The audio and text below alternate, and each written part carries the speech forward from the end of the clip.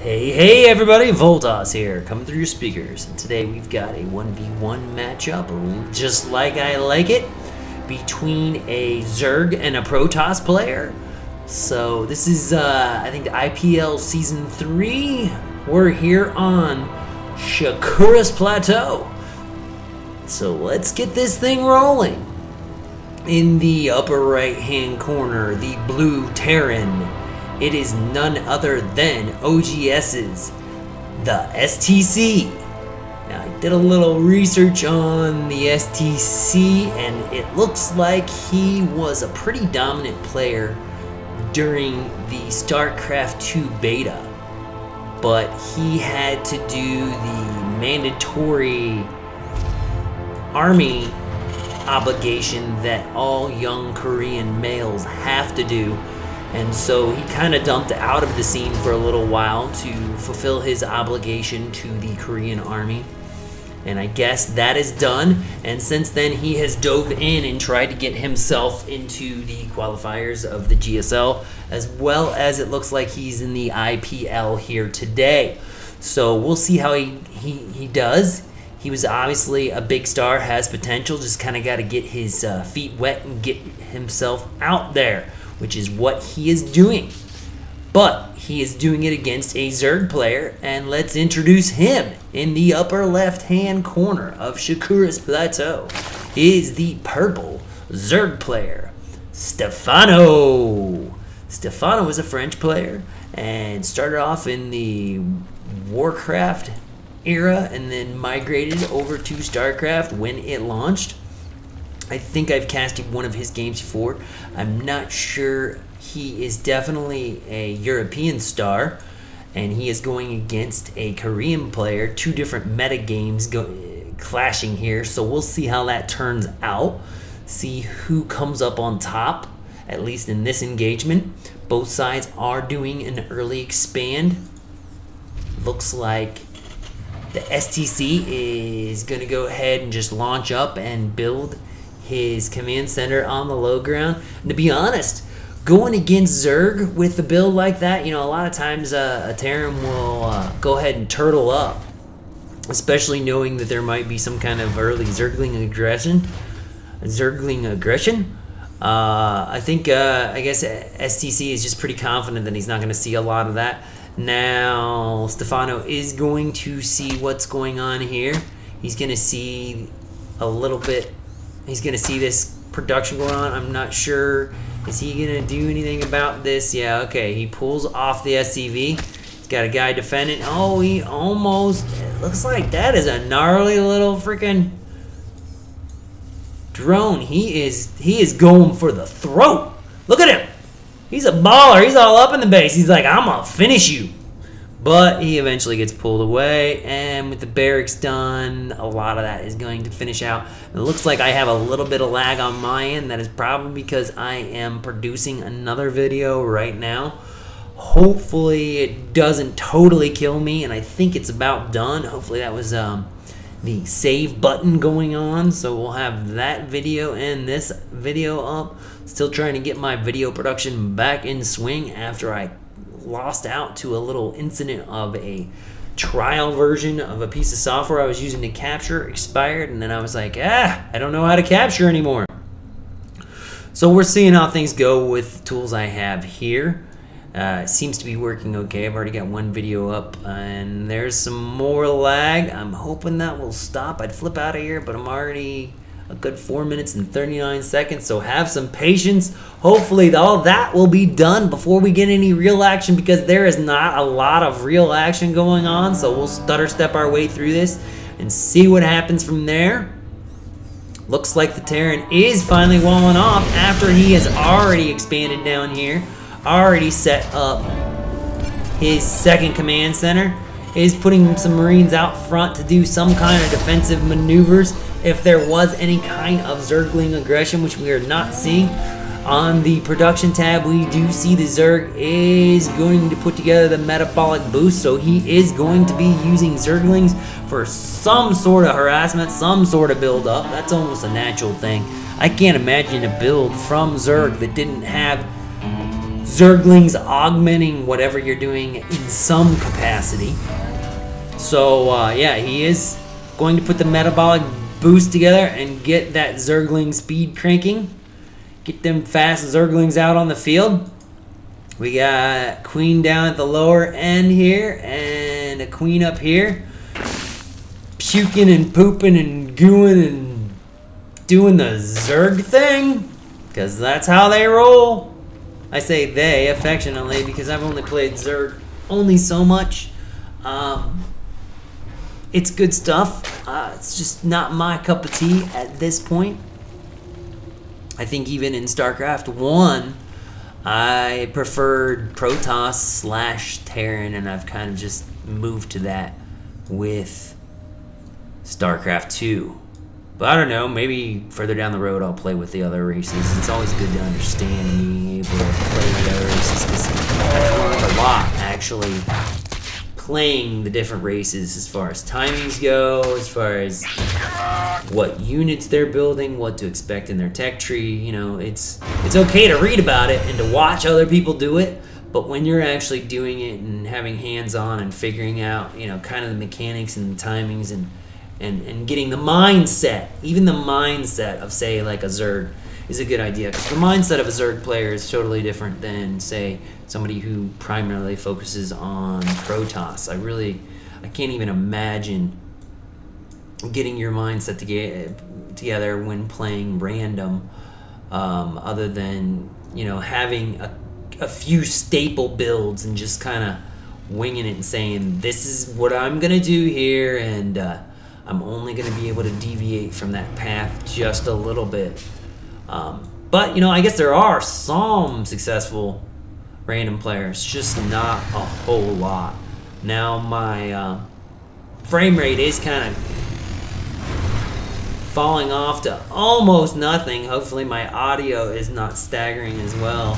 Otherwise, this 7 minutes and 27 seconds and probably, I don't know, however long this match goes is going to go to waste if it continues to stutter step and be ineffectual. But speaking of being ineffectual, how effectual will this roach push be? It looks like there are a significant number of roaches, and really all we have here is this one bunker, and the roaches are pushing in. The SCVs are going up. This is kind of the last stand. This could be a really short matchup, and we'll find out if my audio and video work. If this does not pan out, it looks like they are doing a good job of holding this bunker to the sacrifice of quite a few SCVs. The bunker finally does go down, and it looks like Zerg is all over that lower base. Now he has blocked off up at the top and is bringing his orbital command up on the high ground. But he has lost that lower base. And I'll tell you what, it's not just a matter of losing production now. He's lost a significant number of SCVs. He's lost a lot of timing. Now he finally is pushing out and he's getting rid of that Roach Zergling timing push. But, you know, the damage is done. I think he really got out of that what he needed. Stephano has got a significant advantage right now. The TheStC is just now getting back to a reasonable place where he can start this second base up. Mules will help him get back into the groove of things, but I see a significant disadvantage for him as of right now. Let's look at the production numbers. Numbers. What is it? Control I? Is that it? It's just the production currently going on. But we do see that there's a lot more gas going on. They're still about even in minerals, but where is the unit? Is it units killed? Control R. Still kind of got these not quite memorized yet. And yeah, if we look at workers killed, we got a total of 15 workers killed on Stephano's side and pretty much zero aggression from oGs is the TheStC. Boy, the TheStC does not roll off your tongue. I'll probably be referring to the STC maybe, or Blue Terran. How about Blue Terran? You have now devolved down to Blue Terran. So anyway, that is what that looks like, and it looks like he is trying to set up some kind of defensive posture yet again after that loss. Is diligently working away. It looks like our Zerg is going to migrate to mute us. He's put together his fire. He is doing a little bit of a drop up here, and looks like he did a little bit of damage. I don't think it was anything significant though. He is moving up here to the upper corner to maybe try to do another drop. Boy, I never noticed there's like a whale in the water. It's like a crazy whale shark thing. Ooh, the reflection in the water? Never knew there was all kinds of water back there. Totally distracted. Totally unrelated to what's going on. Looks like he just dropped these guys and then abandoned them. He didn't abandon them. There's a siege tank. We got a little siege action going on here. I like this. Didn't you notice? You got a little siege down there. He's gonna pop in. I like this a lot. Looks like he can pretty much stay over here, keep Stephano from doing mining. Now he is going to have to pull back, and these mutas are going to help decimate these guys. So yeah, he's lost those, and then once he lost those, these siege tanks are going to be harassed to death by these mutas. So I kind of like how that started out. I think it did a little bit of damage to his economy, a little bit of a stutter step there, but I'm not sure if it was enough. Now, luckily enough, the TheStC did have some backup. I think Stephano was hoping that there was no backup, but our Blue Terran was quite ready for the further push from the Zerg player. And it looks like we've got a +1 weapons upgrade coming for our Terran player. And +1 flyer attack for our Zerg. So both sides doing some upgrades, doing some posturing. The creep is going out pretty significantly for Stephano.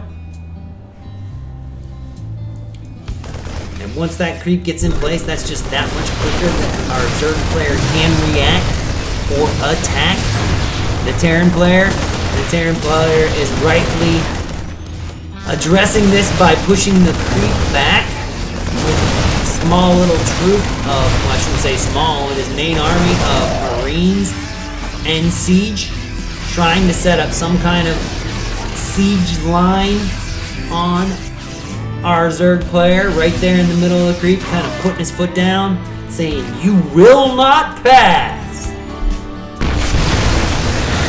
Zerg player is trying to push out, trying to break this soft contain, and it looks like he is going to be able to break the contain and destroy the rest of the TheStC's army, pushing it all the way back. Baneling's coming in, Zergling pushing up, but Banelings aren't even really necessary at this point because our Terran player will not only get pushed back, but any resupply that was coming out is going to get destroyed. Not sure what kind of defenses are in place for our Terran player. He needs to put up those supply depots, but it looks like our Zerg player is going to stop out front, build up his forces, and then finish out. Going to do some more harassment with these mutas. Looks like our Zerg player is in a pretty good position right now. He's got the Terran player contained on 2 bases. He has a total of 3 bases up and running and full blast. I think our Terran players, his main base is probably almost tapped out. Now he is trying to build up some barracks, so he's got a factory coming and a couple barracks, so he's going to try to increase his production, but honestly, on 2 bases, you are not going to be able to maintain that kind of production for any time too long. is getting a +1 upgrade to his armor. But again, I think these are all kind of too little, too late. But we'll see. He needs to get out there. He needs to push out of his little blockade and start creating a third base sometime soon, because the ticking time bomb of minerals and gas is hanging over his head. Looks like this queen is heading out a little early for the 4th expansion for our Zerg player. Once this 4th expansion is established, I think, and it looks like there was a little drop over here I missed, but it doesn't look like it was too effectual. Possibly killed some of these drones, but I don't know if that's enough damage. I mean, we still got 3 bases, a 4th base almost ready to pop up. I'm not sure what this queen is doing here. She's cold chilling. Possibly just waiting to puke and spit some eggs on something. And we got, 20 banelings. 20 banelings morphing in. It looks like we are going to have some kind of baneling bust. Now, the STC is building his 3rd base, is establishing a planetary fortress up front here. This is a relatively dangerous place for a Terran player. I've seen a Shakur's Plateau matchup between Terran and Zerg, and you know, the planetary fortress is a decent frontline defense, but man, I've seen Zerg really take advantage of this. And I think the STC realizes that if he loses this planetary fortress, he is doomed, and there it goes. Goes down quickly to a bunch of banelings and some focused fire. And, this is almost the last straw for the STC. I don't want to tap him out just yet, but this is definitely not the kind of game that he wants to see. And we do see, as far as supply, we've got our Zerg player. He's about maxed out. The STC is far from maxing out. He's at 118 right now. And that is just not going to be able to hold up against this Baneling, Zergling ball of loveliness. Just lovely, roly-poly, acid-filled fun. I don't know what those mutas are. And we do have another base over here, so we got a total of 4 bases. And it looks like he just did a nice little Maynard down here. Setting up 2 gases, got some Zerglings right here to prevent any kind of drop play from our Terran player. Muta's doing the Muta Patrol. Muta Patrol! Heck yeah! We got the Muta Patrol. Doesn't look like a few of those guys are damaged, but, you know, that's fine. They're still doing their job, and I don't think he needs any more of them right now. I say that, and there's 3 more. And this drop was pretty much ineffectual. I didn't really see all of it, but it didn't, you know, I don't see this base destroyed, and really I would have to say that that base destroyed would be the only effectual measure right now for our Terran player. Alright, another drop comes in. Medevac is destroyed, so those Marines will get destroyed. Good job on our Muta Patrol. We do have some Thors going out. They probably will help to defend this now rising up planetary fortress. This is Terran's last stand. If he loses a 2nd planetary fortress to this Zerg mob, we can call it done. We really can. So here comes the Zerg mob, and they're coming in, and there is just too many. Looks like the magic box on the Thors, and Thors go down, and I think oGs TheStC confirms that this was his last stand, and he has tapped out and has left the game. The game is over. So a decent match going on. And it's good to be back in and casting. Good to get hyped up about StarCraft. Took a little break. Back in with my casting. And I will be in Providence tomorrow afternoon. Friday afternoon. Hanging out at the Providence MLG. So looking forward to that. Looking forward to seeing you there. And thanks for watching.